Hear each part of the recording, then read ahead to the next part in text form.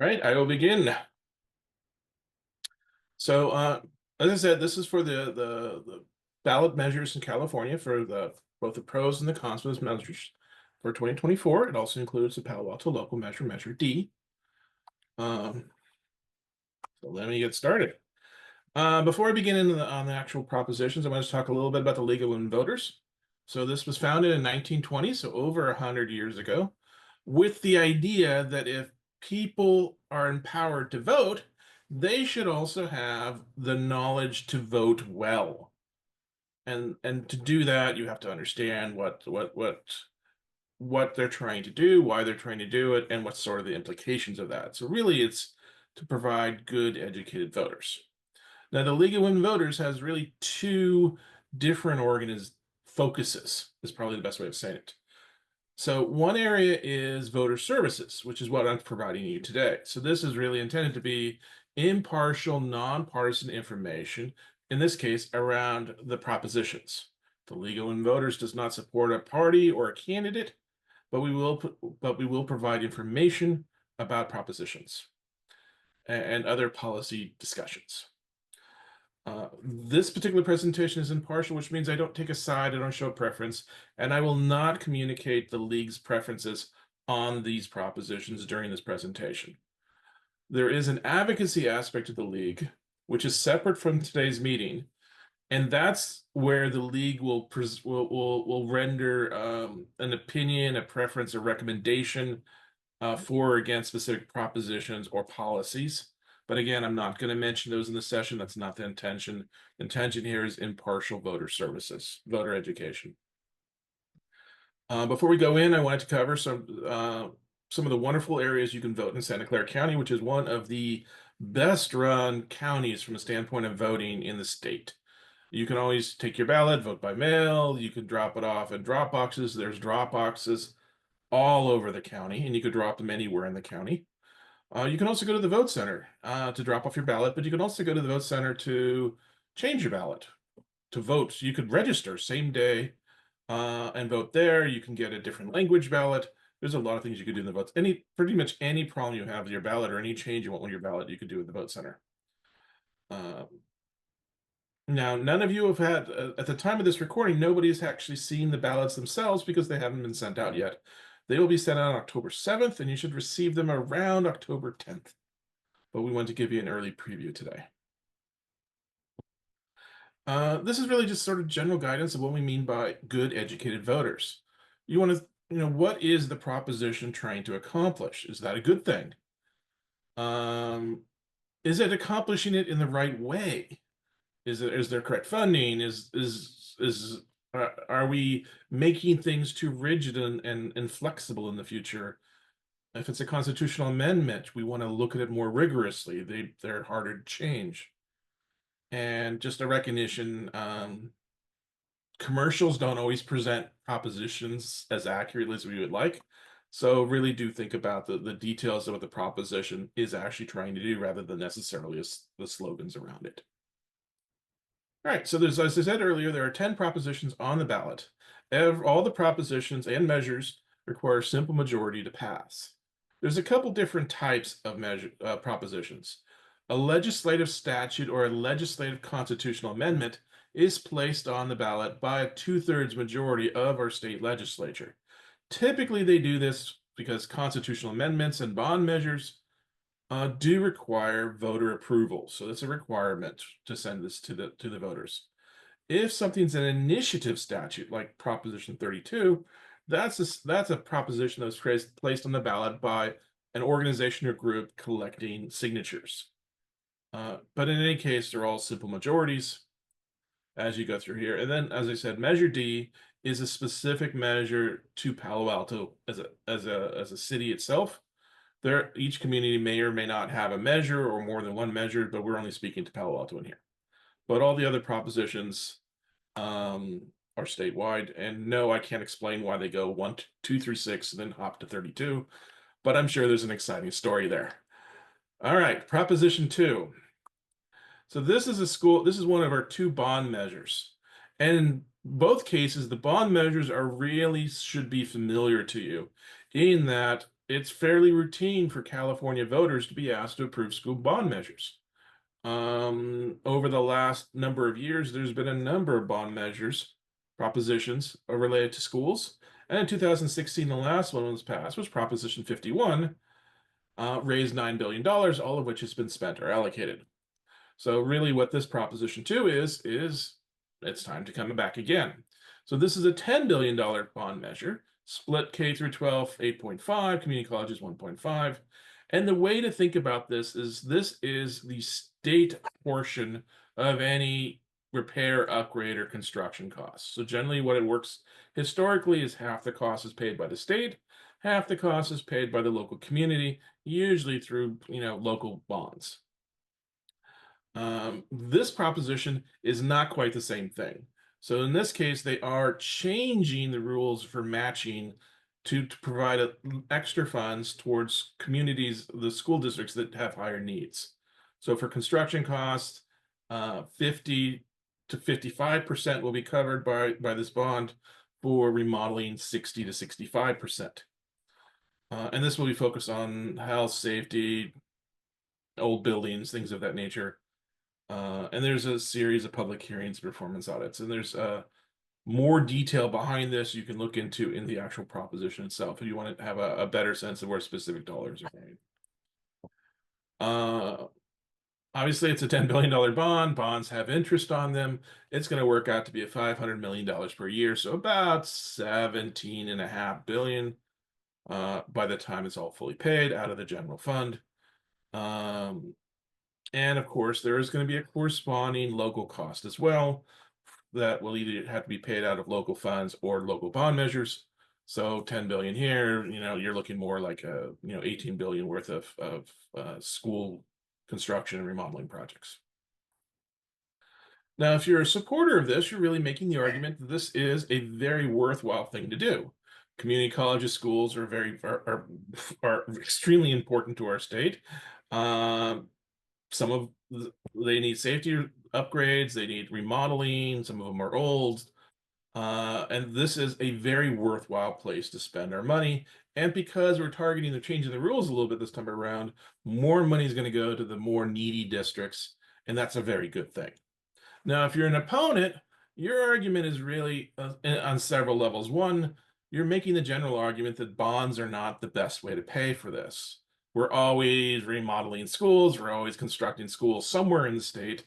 So it's really an ongoing cost. So why pay with it bonds? Bonds are expensive. Just pay with it out of the general fund.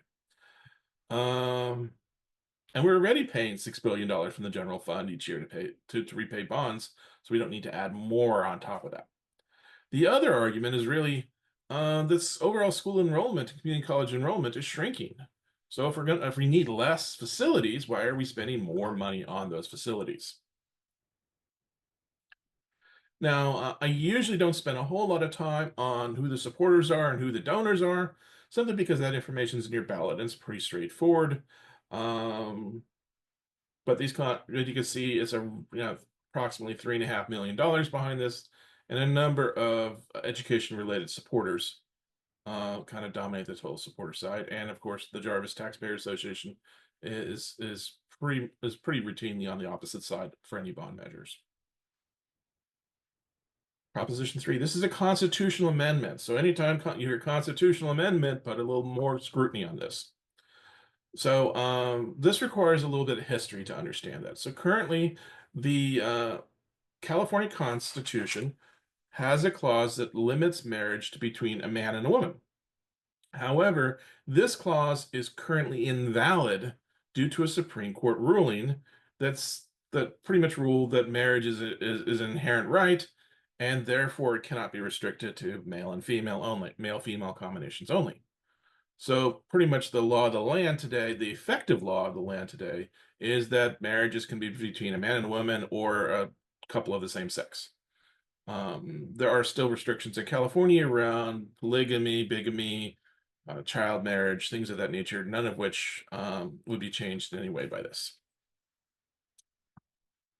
What this proposition will do is change the Constitution. It will remove that phrase, marriage is between a man and a woman, and it will replace it with with the phrase, "The right to marry is a fundamental right," pretty much quoting the Supreme Court ruling. As I said previously, it's not going to change any of the existing other restrictions or laws around marriage. So pretty much, it will not actually change the status quo. Not currently.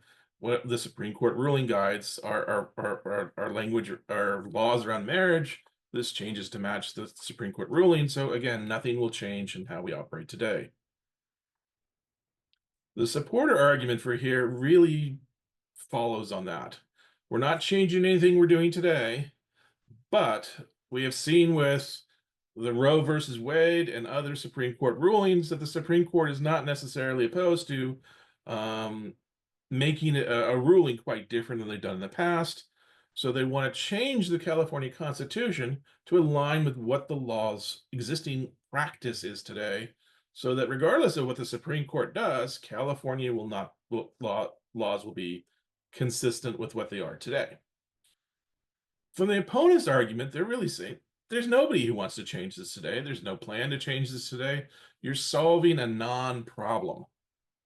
Um, and they also really are a little uncomfortable with the language, and again, that language, a right to marry is a fundamental right, as they feel that opens the door to other things such as child marriages, incest, and polygamy, and which is not a good thing for society as a whole. And then you can see there's a number of proponents and supporters on both sides, but most of the funding, the 2.5 million at that is spent on this proposition, has all been supporting in the proposition. In this case, I do have a summary at the end. The if you say a yes, then nothing changes from today.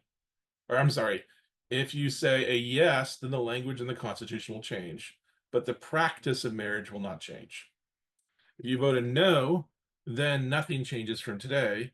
But if the Supreme Court changes its mind in the future, then marriage may revert back to being restricted to only between a male and a female. Proposition 4.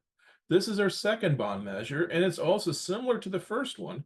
It is a frequent, it is a frequent candidate for bond measures.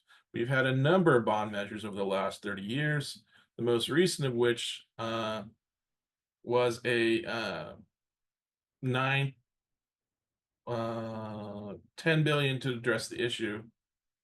Excuse me. 9.7 billion was approved as the most recent years. So what this one does is issues a new bond measure for 10 billion to really focus on a number of water and climate related issues. And you can see the breakdown here, 3.8 for water, drinking water, almost 2 billion for wildlife and forest resilience, clean energy, 850 million. Behind each of these are very specific projects. This isn't a slush fund. This is a list of projects that add up to these dollars that would be approved by the proposition. If you want to see the specific instances of everything, of every dollar created by this, you can actually read the proposition. They're all listed there. But again, this is something that has happened before, and it's a pretty reoccurring type of bond measure. The cost in this case is 400 million per year for 40 years to repay the bonds, payable from the general fund. And there's maybe some reduction in cost that problems that this would be intended to solve. The supporter argument is very similar to the first bond measure. These are real problems today. They're impacting us today, and we should solve them today by spending the money we need to. And from the opponent's standpoint, again, bonds are not an efficient way to do this. If you keep coming back, this is a routine expense. It should be paid out of the general fund. We already have a lot of debt, so adding more does not make sense. And this is just a bad business deal from that standpoint. Again, relatively modest support, only less than $1 million, which is pretty low for a proposition. And you have, again, a number of organizations in the area, Wildlife Water Center and the Jarvis Taxpayer Association, and several key legislatures on the opponent side. Proposition 5. This is another um, constitutional amendment. This one requires a little explanation. So currently, the state constitution limits the ability for local communities to raise their property taxes in order to pay for local bonds.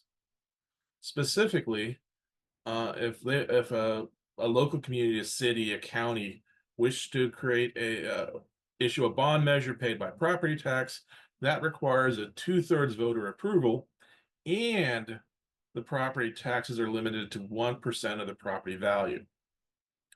So both of those limitations apply. The only exception is if those bonds are targeted for schools, in which case the threshold is only 55%, and there is no overall cap. There's no 1% cap. So that's the current rules today. And what this constitutional amendment will do is change the rules by adding additional categories that would be treated like school bills, specifically affordable housing and public infrastructure. So in both of those cases, they would move to the 55% threshold, no 1% limit, exactly like school measures are today. And the other sort of side note is this applies retroactive. It applies to anything in the November ballot. So same anything that's on the same ballot, this will also apply. It's not relevant for Palo Alto, but other communities might have bond measures, in which case this would potentially make those easier to pass. No direct cost, but obviously it's going to make bond measures easier to pass. If you go through the last recent elections, 20 to 50% more bonds would have passed with the new threshold. So it will make a significant difference because 2/3 threshold is pretty different, is a challenging threshold. From the supporter argument, it's all about local autonomy. Local communities should be able to make these decisions, uh, and a 2/3 requirement is really a heavy burden to overcome. We can we can we can trust these communities to manage things without putting all these restrictions on their ability to do that. From the opponent standpoint, there's the general arguments against debt, which this will make much easier to issue debt. So it's going to create more debt for the state, which is a bad thing, which raises property taxes, higher rents, and everything else. The other argument they're making is really that infrastructure is a very vague category. It can be very broadly applied. And so this is not a small exception to the current rules. This is a really big exception that will pretty much move most things to the 55% threshold. And this is one where a lot of the business and realtor associations are putting a significant amount of money into this, $30 million, and a lot of people speaking out on both sides. So this is definitely something that has people behind it. Proposition 6, another constitutional amendment. This is our last constitutional amendment, and it is to eliminate involuntary servitude. So specifically, California Constitution bans involuntary servitude except as a punishment for a crime. However, people who are in prison can be required to work, prison, jail. And if they refuse to work, they can be punished. They can be in solitary confinement or have other punishments for refusing to work. And when they do work, it's oftentimes not paid much. It could be 30 cents an hour, less 60 cents an hour. The vast majority of people paid prison work is less than $1 an hour. So what this constitutional amendment will do is it prohibits the prisons from disciplining people who refuse to work. They can still offer the employment, but if the prisoner refuses, they can't be punished.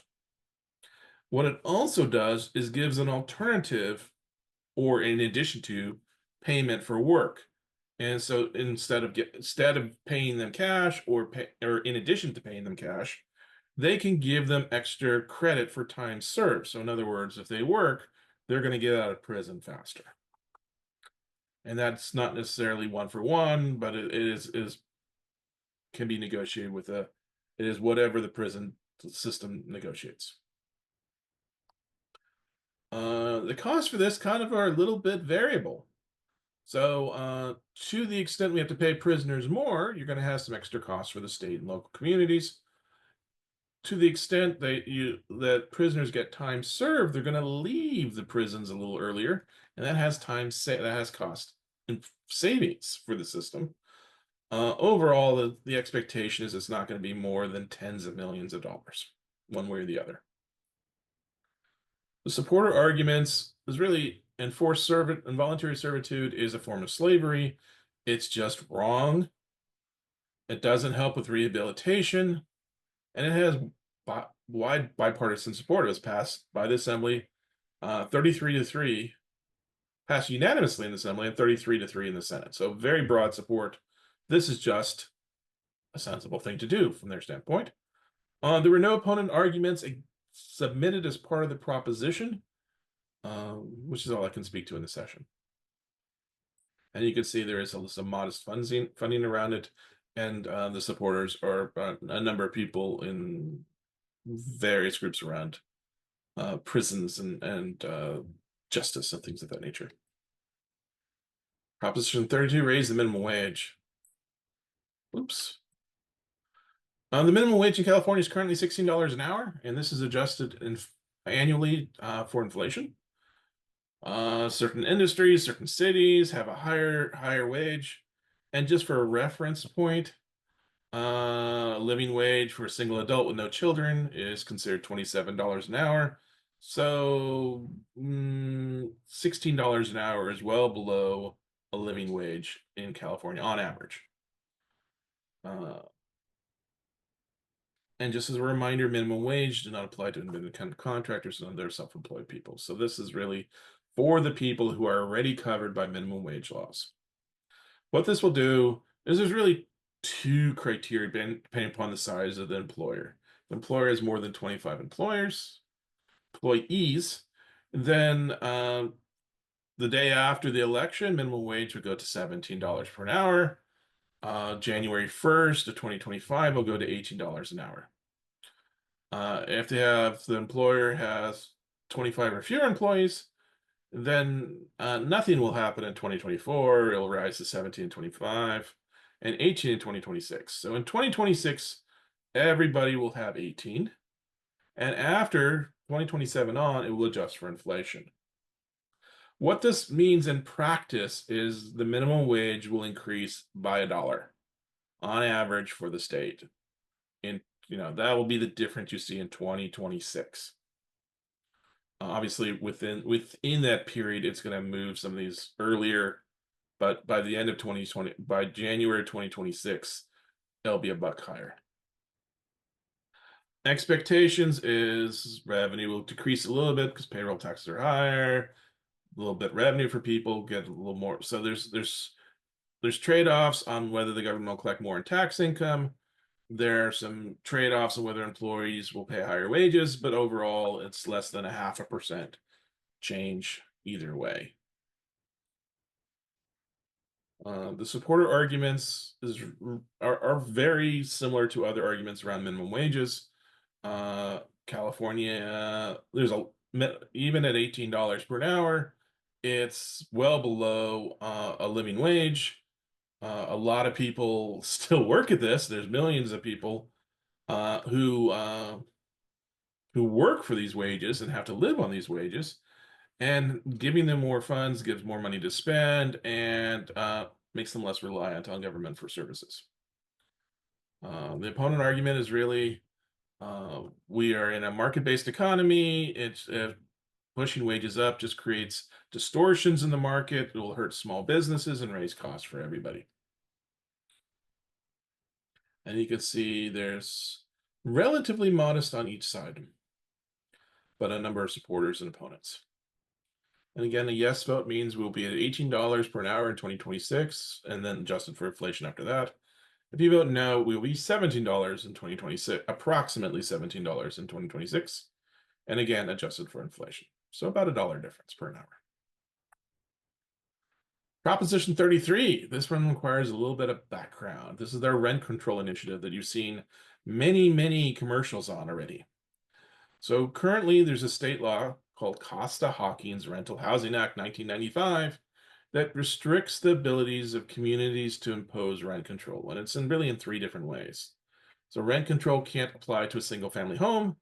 Rent control uh, cannot apply to any housing built after February 1st, 1995.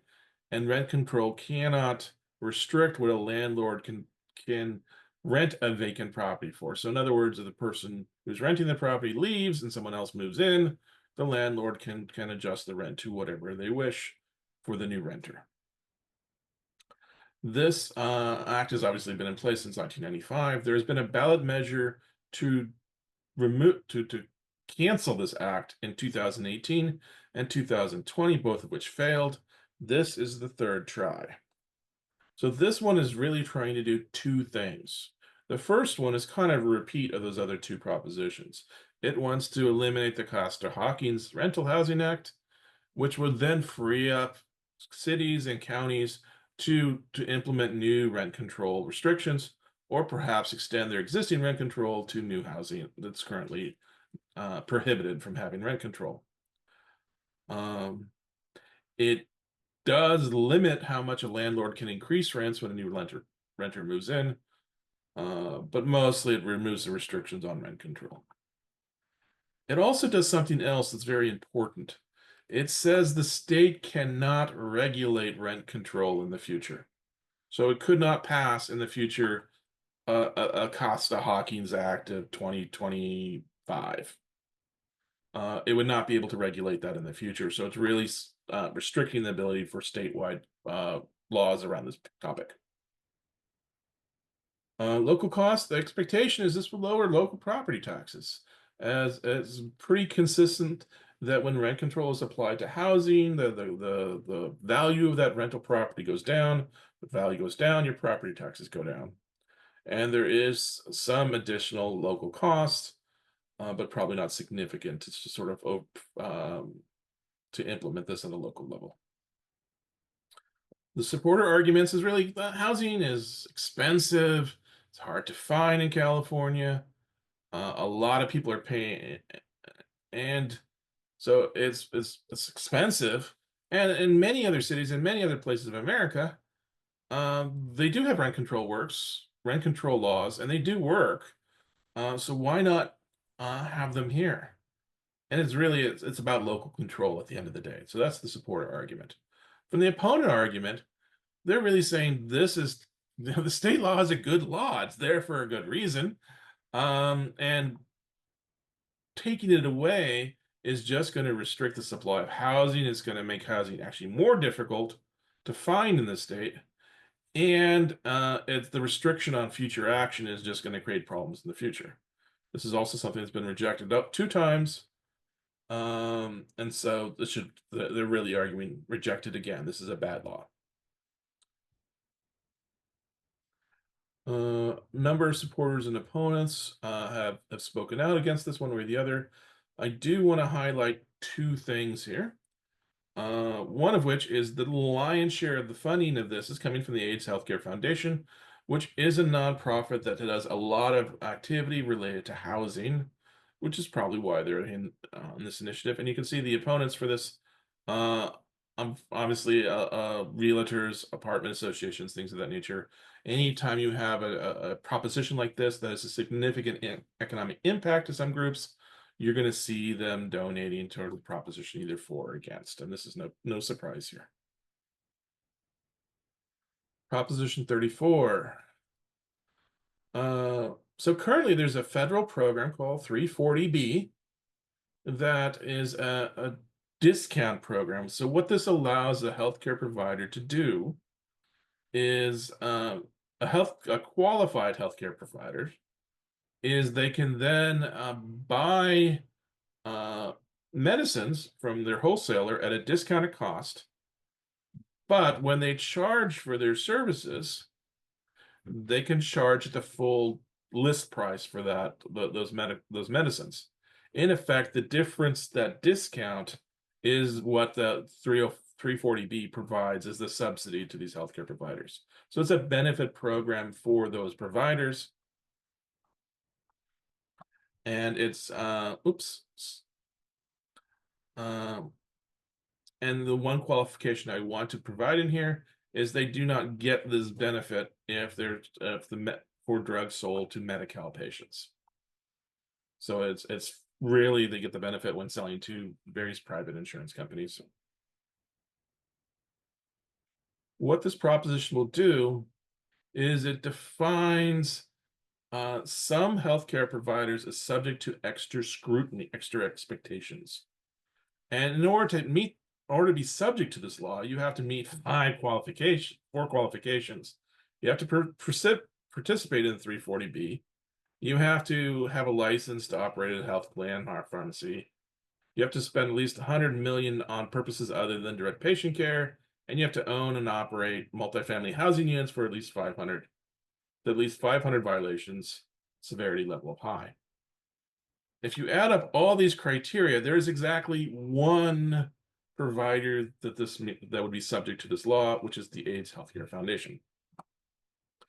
What this law will require is if you are subject to it, you have to spend at least 98% of your revenue from the federal 340B program on patient care. You have to submit very detailed accounting reports. Um, and there's a number of other administrative reporting requirements involved that are fairly burdensome. If you if they if in this case the AIDS Healthcare Foundation fails to comply with these requirements, there's some pretty significant penalties that are applied to them: inability to have state local contracts, loss of license, ban from leadership roles, loss of tax exempt status. So very harsh penalties for non-compliance. Overall state costs not expected to change from this. Maybe some minor shifts one or the other. The supporter arguments is really 340B is a benefit program. We should expect the companies that benefit from that program to spend their taxpayer provided benefits on direct patient care, and asking them to do the administrative order activity of reporting and documenting that they're doing this is only legitimate. The opponents are really saying this is just weaponizing the initiative process. This is designed to punish the AIDS Healthcare Foundation. It is designed to punish only the AIDS Healthcare Foundation by giving them a very harsh law because they supported their Proposition 33. And you can see when you get to the top donors, it's really the top donors from Proposition 33 and the top supporters opposing people from the AIDS Healthcare Foundation. So it's really, in many cases, the same people as supported Proposition 33, but just obviously reversed on whether they're supporting or opposing. And then you can see a number of people on both sides are willing to speak up and support or opposition of the law. Proposition 35, this gets a little obscure, but I'm going to try and walk you through it. So currently there's existing tax on managed care organizations, which are HMOs, some PPOs, that provide healthcare within the state. This tax money goes to fund Medi-Cal. And Medi-Cal, in many cases, hires these MCOs to provide the healthcare services for Medi-Cal participants. So it's a bit of a circular argument, but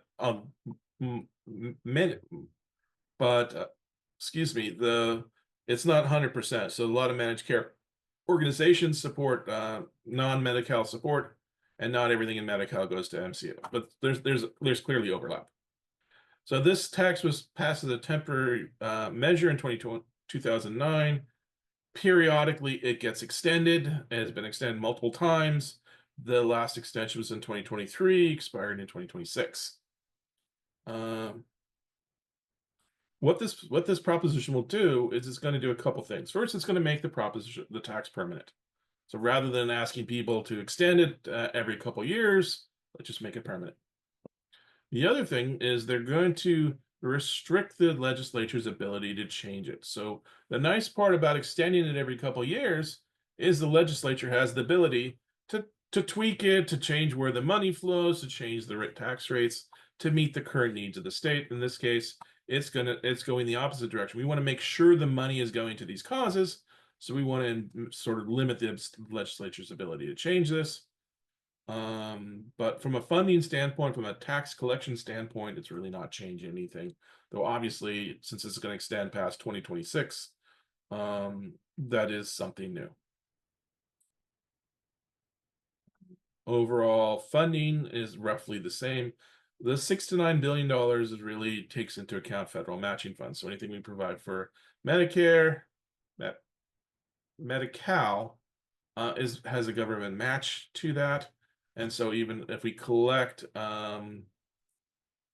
so this $6 to $9 billion includes the federal government match. But again, it's no change from today up until the end of 2026.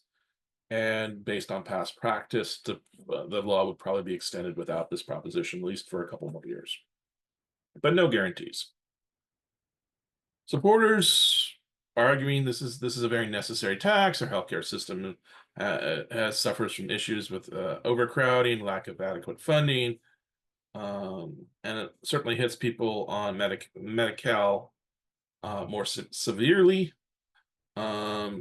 This is a dedicated funding. We want to make sure this funding goes towards the providing healthcare. We don't want to be redirected to somewhere else, and it's supported by a number of people in the healthcare industry.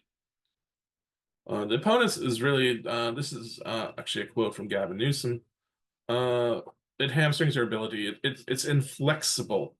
So if the needs of California change over time, this just locks it in. So a better solution would have this tax, even if it's extended indefinitely, to have it be through the legislature so it can be adapted to the needs of the changing needs of California.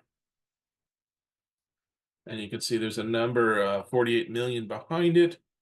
Obviously, this particular initiative has a lot of support from the medical community, various hospitals and medical community, and no opponents on the opposite side have submitted as part of the initiative. Proposition 36. This one can be a little confusing, and there's some timing differences that make this a little harder.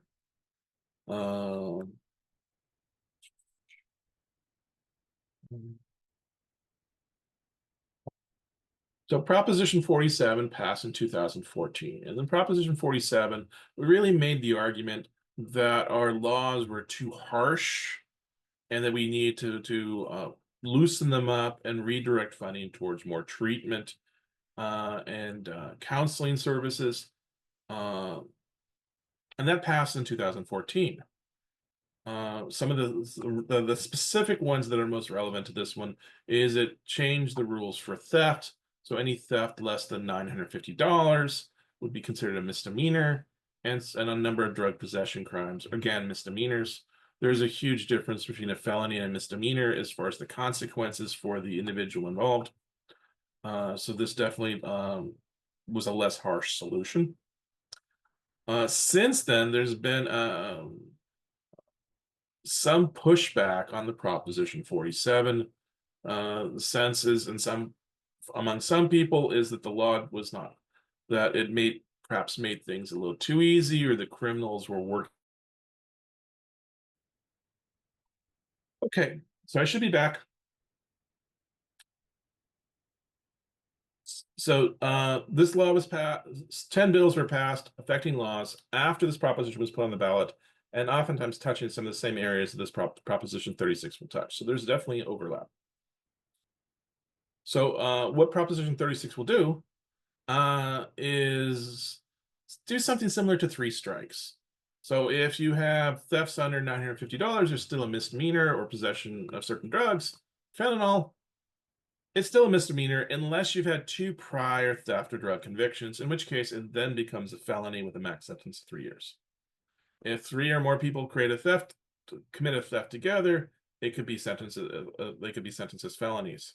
There's also a new treatment mandated felony where a convicted criminal can be forced into basically court-ordered treatment. And if they choose not to do that, they would serve up to 3 years in prison. And then it also has, within a court trial itself, you can warn an individual who's being charged with certain drug crimes. They can be charged with murder if they provide drugs later to someone that might induce them to a plea deal or something of that nature. Significant impact on costs, tens to hundred millions of dollars, and increased criminal justice costs between state and local, and some reduced funding for services related to remediation and treatment of tens of million. The supporter argument is really these laws will protect our communities. These are targeting loopholes. We want to close them. It's a more balanced approach, and will stop that smash and grab thefts we were talking about. And also encourage drug treatment with the new treatment program. The opponents are really saying this is going back to the bad old days of three strikes, harsh penalties, and that's already shown to fail and fill our prisons up with really minor offenders. This is going in the wrong direction, and it's going to be a costly wrong direction. A lot of supporters, a lot of opponents to this one. This is something that sparks passion in people. Okay, Measure D. So Measure D is the only local measure, and so let me give you context on this. So the Palo Alto Transit Center uh, is kind of located physically in an area that's a bit of a mess. It gets 600 buses per year, but it has to go through University Avenue to get on El Camino, and that's kind of a traffic snarl. It's a bad situation, and they want to improve it by creating an access road to bypass University Avenue, really to extend. They want to extend Quarry Road across El Camino to the other side to the VTA terminal. Now, that's sort of background. Now, so here's University, here's El Camino, here's Quarry Road, so forth. But what they actually are doing in this measure is something that's not directly that. Now, that piece of land they want to do on, so again, this section in the box has restrictions on its use that would prohibit a road. This Measure D is designed to remove those restrictions, and that's all it's doing. But as soon as those restrictions are gone, then the transit authority wants to put in that road and all the other stuff that's being held up right now because legally they can't do that activity on the land. And it's a Measure D because only voters can remove that restriction. So this is something only voters can do, and once this restriction's gone, then the transit authority can progress with their plan to manage to build that access road. But they're technically separate. And then overall, I'm just going to go here. So this has been a lot of the arguments for this is it's really about efficiency, improving transit time, and no particular arguments opposing it. And it's also been approved by the Palo City Council by a vote of 6-0, and no opponents have posted an opposition to it. And I'm just going to leave here with the a number of additional sources if you want more information on any propositions. This is really your ideal place to do this. So these are a number of places you can go for more information. Voter 411 is around more information about candidates that they provide themselves. So it's the candidates speaking about themselves. Obviously, the League of Women Voters has wonderful information, Ballotpedia, and you can always go to the official voter guide, Secretary of State, a lot of official information here. And then we'll just go here. Please vote.